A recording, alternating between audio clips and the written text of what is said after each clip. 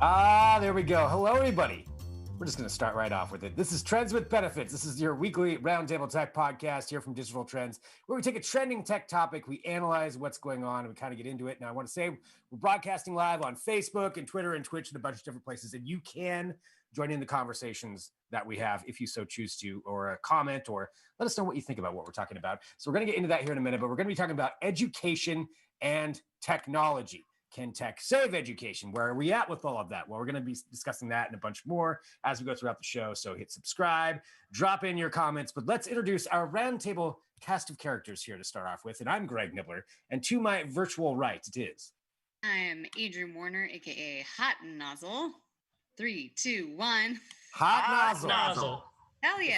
That was pretty. That's the best we've done with that so far. I gotta say that's pretty good. We'll get like a super cut of all the times that we failed done of this. That'll just be an entire episode. All right, so right from Adrian Hot Nozzle Warner to her right, it is.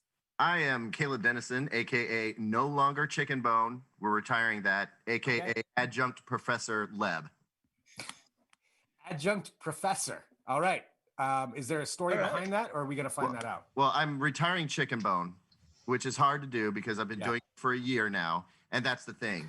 It was actually, I think it was last week, was the year anniversary of the Popeyes Chicken Bone episode. The incident? I gotta ask, was this like a Facebook notification? Like, oh, look at this memory from a year ago.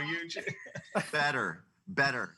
I ordered Postmates delivery for dinner last night, and I looked back on my history, and I found the Popeyes order, and I was like, oh crap, that was just last week, a year ago. So, Adjunct Professor Leb, because I would never take Professor Prindle's title away from him, but I feel like I'm going to get on a soapbox today and talk about teachers a lot, so it seemed appropriate. So, yeah, if you are a fan of Caleb's soapboxes, this could be your episode right now. Well, going from Caleb, and speaking of history, let's go to Mr. Drew Prindle here. Well, I guess you can introduce yourself. I just kind of introduced you for you, but oh, that's fine. That's on the other end. It's Drew Prindle. Hello, Drew. How's it going, man? Doing good. So yeah, we're usually I do the history segments here, and I think I'm going to do another one today. Except it's not a particularly long history because we're talking about online learning and education, and a lot of that has to do with the recent coronavirus pandemic and how it's kind of forced everybody to do everything through computers. But really, so basically online learning is really just kind of like an evolution of something that like academics and researchers have been referring to as distance learning for a long time. And distance learning, so like learning outside of a classroom environment from afar, has actually been around for a pretty decent chunk of time. So the earliest reference that I could find to some form of distance education was in the 1700s, actually. There was this dude. Yeah. Just really quick, I do not want to interrupt. I just want to comment and say the B-roll, once again, fantastic, Kelsey. Okay, that's every time. But yeah, the 1700s is as far back as distance learning goes. So this dude, Caleb. Or what? By what now? By pigeon or what? Close enough. I mean, it was basically done through the post office. So there was this dude, Caleb Phillips, put out an ad in the Boston Gazette that was basically teaching people to do shorthand. So, shorthand, like the little abbreviated way to write really quickly. And it's kind of like its own little language. My grandma actually used to use this to take notes in church. She took, not this guy's specific type of shorthand, but she knew it. It's crazy. But anyway, this guy taught shorthand through the mail effectively. Like he would mail lessons and then his students would mail them back in or whatever. And that was like such a successful business model that it was copied. There was this another dude in Britain, Sir Isaac Pitman in the 1840s. He did the same thing, but added like an interactive element where he would grade them and send them back. But that was the first distance learning like experiment. And because it worked out so well, it was adopted by some schools. So in like areas where it just didn't make sense for people to travel all the way to the nearest school, they sometimes used the post to get, written lessons and instruction and information and stuff like that. So thing is, that remained the norm for a long time. It wasn't really until the post office and mail was superseded by electronic means, like email and just like the internet in general, that distance learning kind of evolved and became what it is now, which is online learning effectively. There's not a lot of people doing it through the mail anymore. And online learning, it still took a while. I mean, still, like even before all this COVID stuff happened, it was still like fairly primitive. Like you could log on and do like a couple webinars, or if you were in some of the nicer ones, like the massive online courses or whatever that like Harvard would do, those were pretty well produced because they had good like video equipment, but you still had to have a good internet connection to access them. But for the most part, the early online education stuff was it was asynchronous. So there would be like a worksheet that they would email you and you'd fill it out. And it was basically the same as post office based stuff, but you did it through a computer. But yeah, so stuff really didn't change too much until COVID hit. And then it was like, oh my God, let's just all thrust ourselves into this giant distance learning experiment. And there's no choice because you can't actually go into a school. So now we're just going to force everybody to abandon ship and like rapidly learn all of these online learning platforms like Google Classroom. And I don't even know a ton of the other ones. It's also a motorcycle driver. Drew resides at a motocross track, so yes. The joys of distance podcasting. Right? Yeah, this is hard enough, let alone. Yeah, I can't even imagine trying to give a lesson right now. Well, and that kind of brings us up to this point of where we're at now, like what you're talking about there with the pandemic, and now with schools trying to figure out how you continue on here in the fall or whenever it is they're going to start. And that's why Caleb Dennison, our resident parent on this podcast, Drew, unless you have kids I don't know about, but nope. I didn't think so. I mean, unless I don't know about them either. Well, fair enough.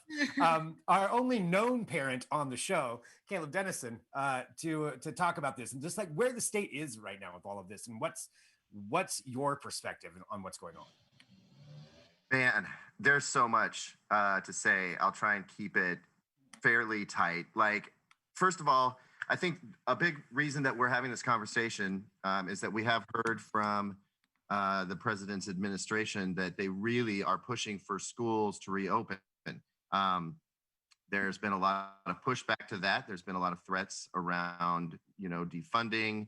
I don't want to get into the political side of this thing. I just think we all have to realize that things are not going great. We're definitely seeing a massive surge in coronavirus cases, and there's definite risks still there, the same risks that we were learning about when we shut the schools down in the first place and transitioned over to a distance learning model, which had to be done very rapidly, and even that wasn't approved until there were some pretty clear indications that no, things are not going to reopen for a while.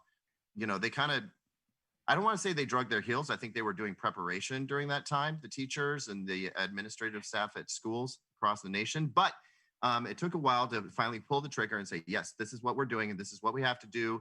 And they kept kicking the can down the road as far as reopening went, as we could see that, things were still spreading and it just seemed wildly irresponsible to do so. Somehow, though, there's this notion that it's so tough on the students that we can't, and the parents, that we can't not reopen schools. So we're looking at this issue like, how are we going to reopen schools? What would that look like? I just wanted to speak for a minute to how the people I'm speaking to, the teachers I'm speaking to, the other parents I'm speaking to, the kids that I'm speaking to, not just my own, but my friends' kids and everything else. And it's really interesting to see where everybody's at on this. You see parents split. Some are like, oh no, I'm not sending my kid into that mess. Absolutely no way. I presume that these are parents who can afford to either not work or work from home and somehow manage to have the kids around. There are parents who can't work at all, who are feeling massive amounts of pressure. That are like, I need my kids to go back to school so I can work. Otherwise, I don't know what we're going to do. Then you've got the kids who, depending on their age, are having a really tough time talking about how this feels and how this affects them.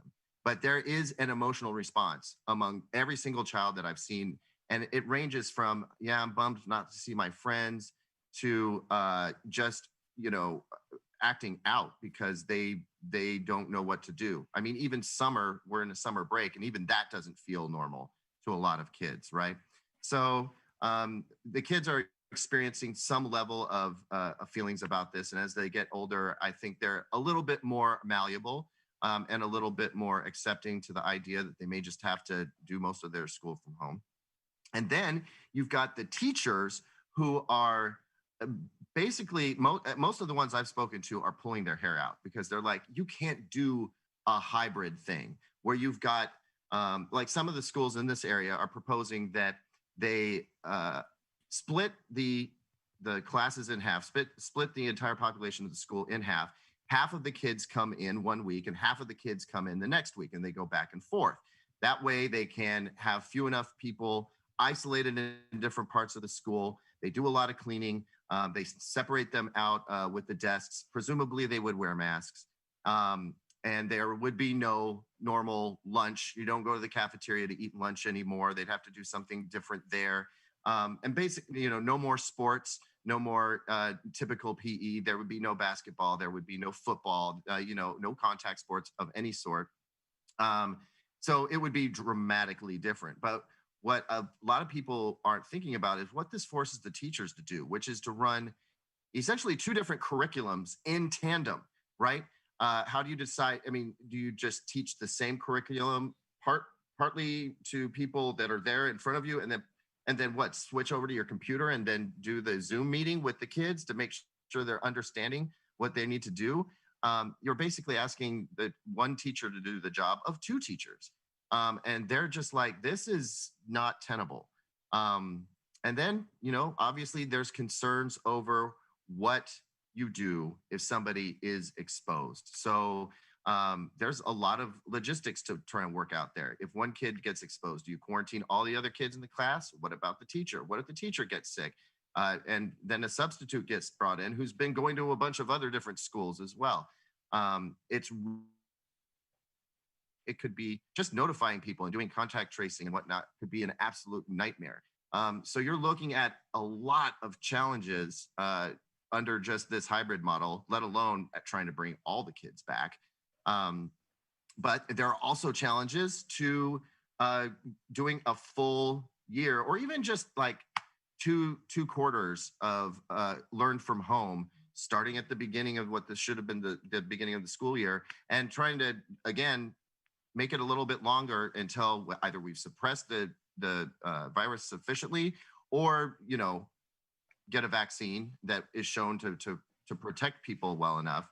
And I think that's where the tech comes in, is like, how do we make this distance learning at this new scale be effective, and actually get these kids what they need, even though they're not necessarily able to go and work with the teacher directly anymore.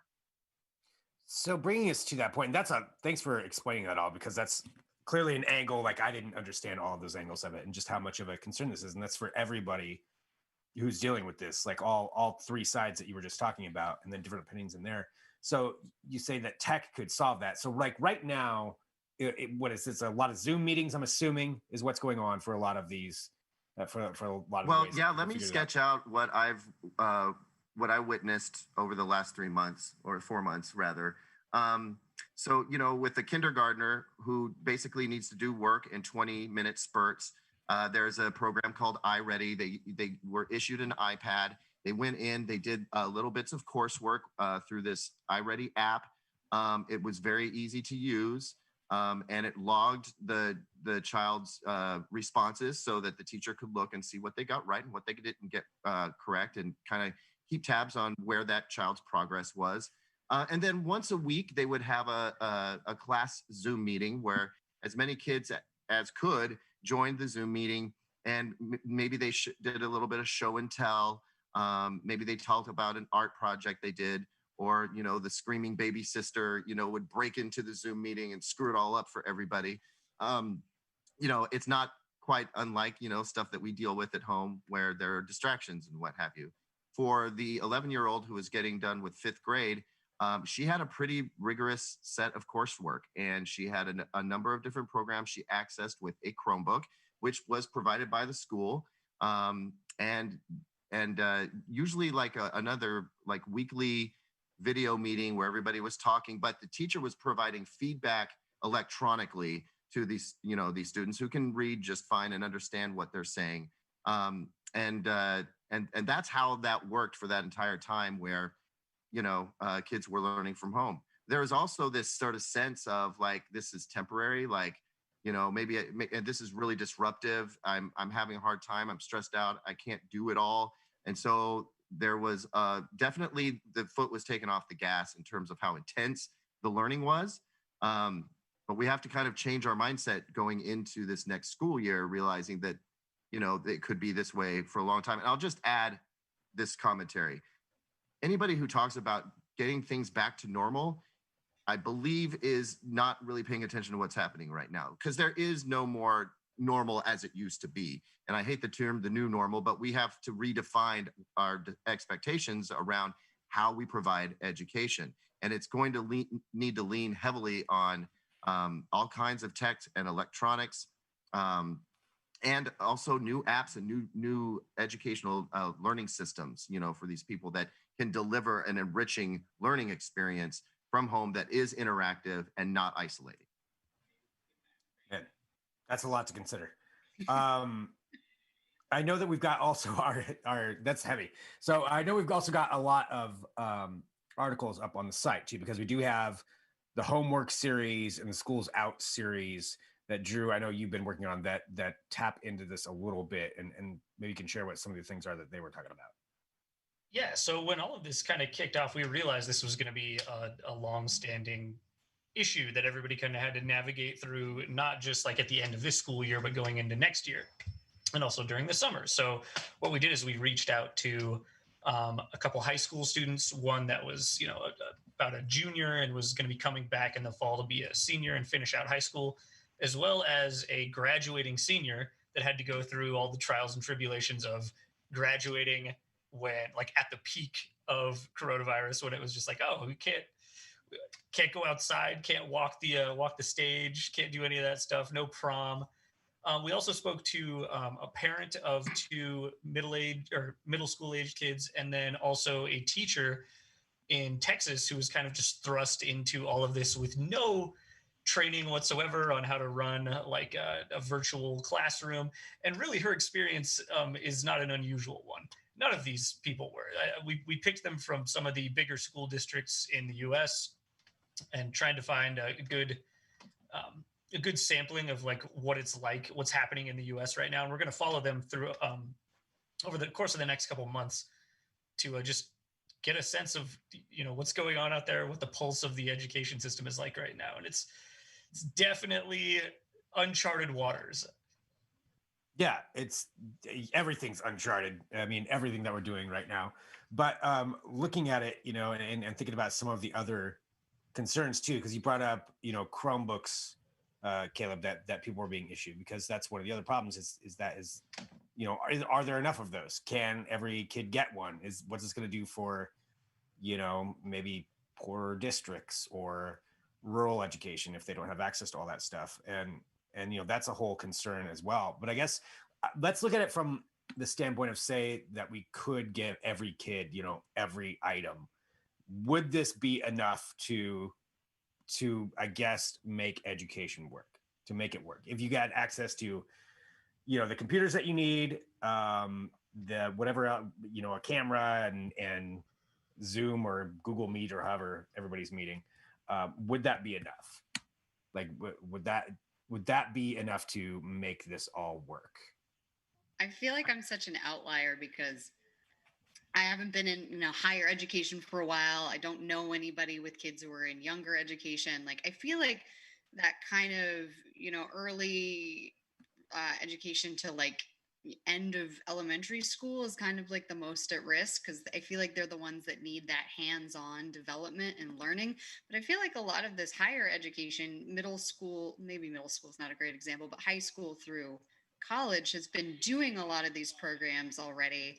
and like some of their students have transitioned to this, whether they're, you know, just not able to learn in a traditional classroom, or they're already using these tools, or, you know, somebody with a physical disability who can't always be in the classroom.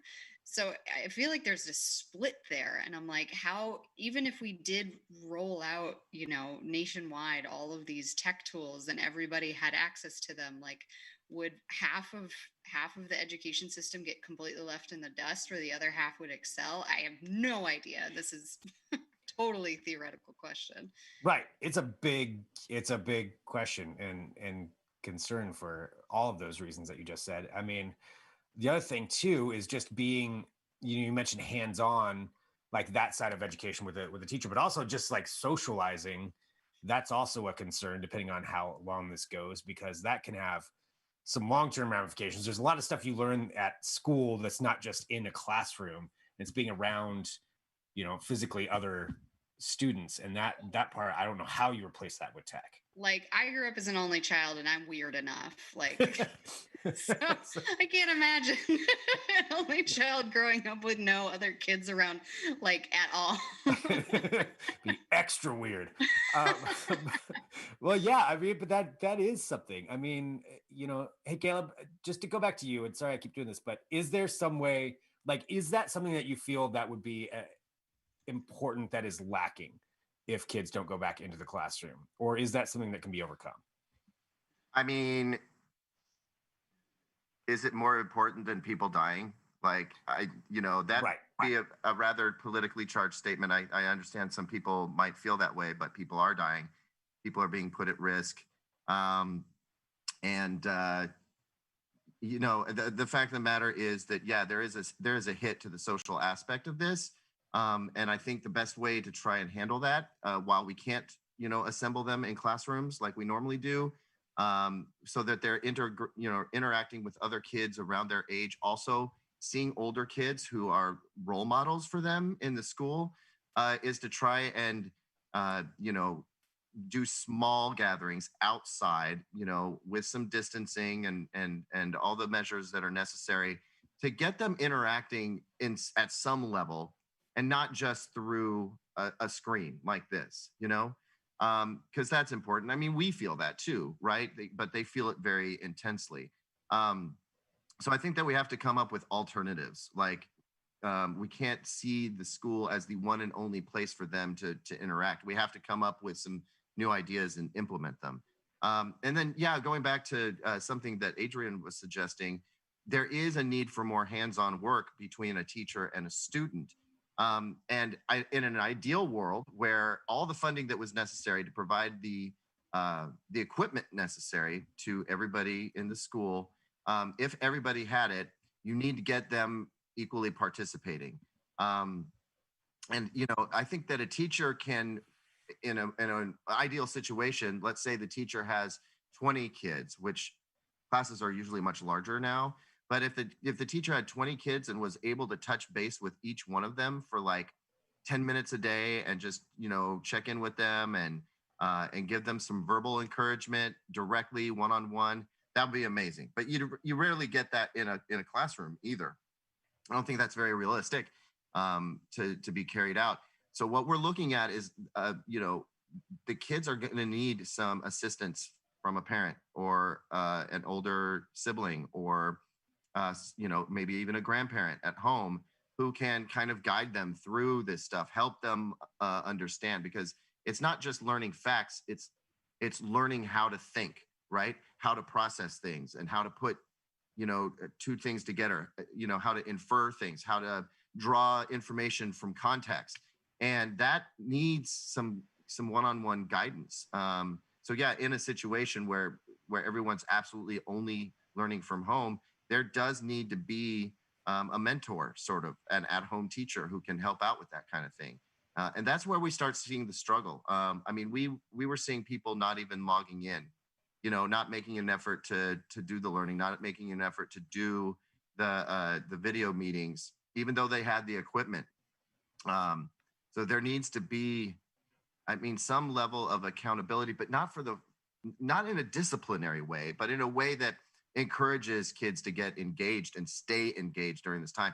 We have to impress upon them how important it is that they continue to learn at this time of their life where it's very critical. The way the brain works, it absorbs information and processes it at a different level as you age. You start out as a sponge, right? Where everything, you just take it all in, and things kind of, eventually you're more like a dish towel, and then eventually you're all dried up and crusty and can't learn anything, right? Can't teach an old dog new tricks. So yeah, we're at a critical time, especially with the youth. And that is one of the things that needs the most amount of attention. And I just hope that if we get the tech into their hands, we can get the kids to the tech and engaged in learning. Well, yeah, that's, again, a lot to think about and figure out how this can all happen. And I guess just going under a lot that we're just assuming things that this is going to be for a while, which it probably will be, at least until we have a vaccine, I would think. And that even then, that takes a while to get that out. As far as what we've been seeing so far, that seems like the trend. So this is something that everybody's going to have to tackle and figure out. Just looking at it from a tech standpoint and looking at like far off, like a little bit further off future tech.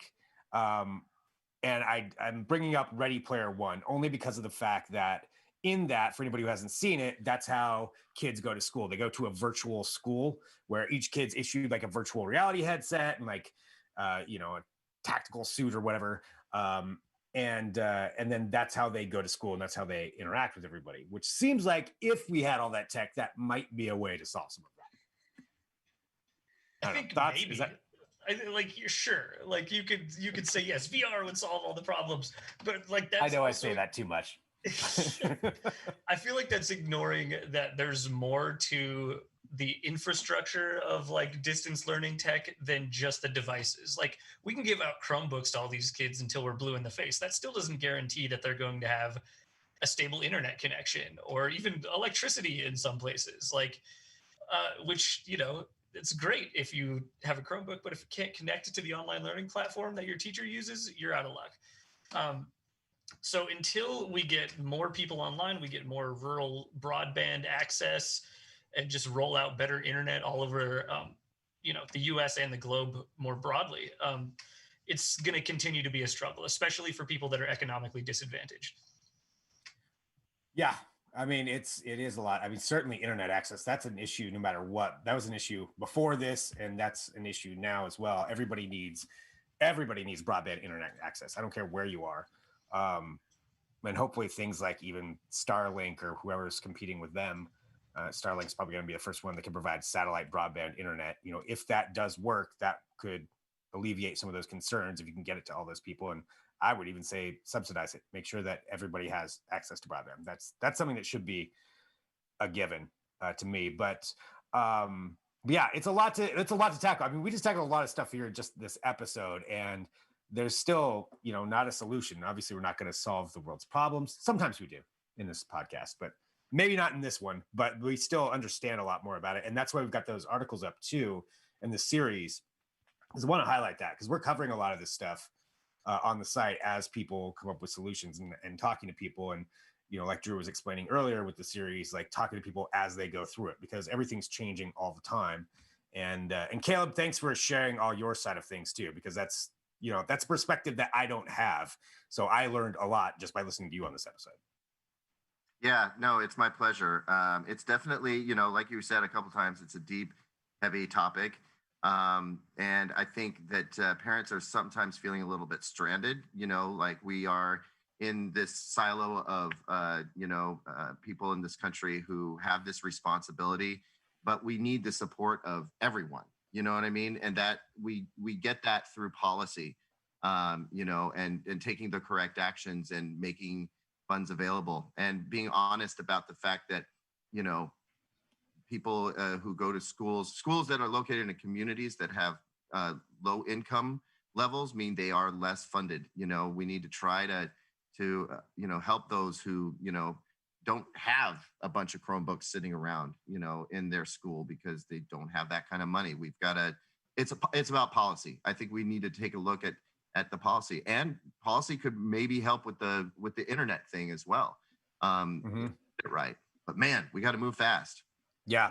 Well, and that's one of the key things with it. But And we're out of time here now, just with this half-hour discussion, just talking about it. And that's why I want to say thank you to everybody too who tunes into this podcast, because we do this every week. Sometimes it's completely lighthearted discussions about tech. Sometimes we cover this side of tech, where it's serious, but it's important stuff. And getting more perspectives and understanding what some of the issues are, I think, is just as important too as finding out the solutions, obviously. So I appreciate everybody who joins in, and you can hit subscribe.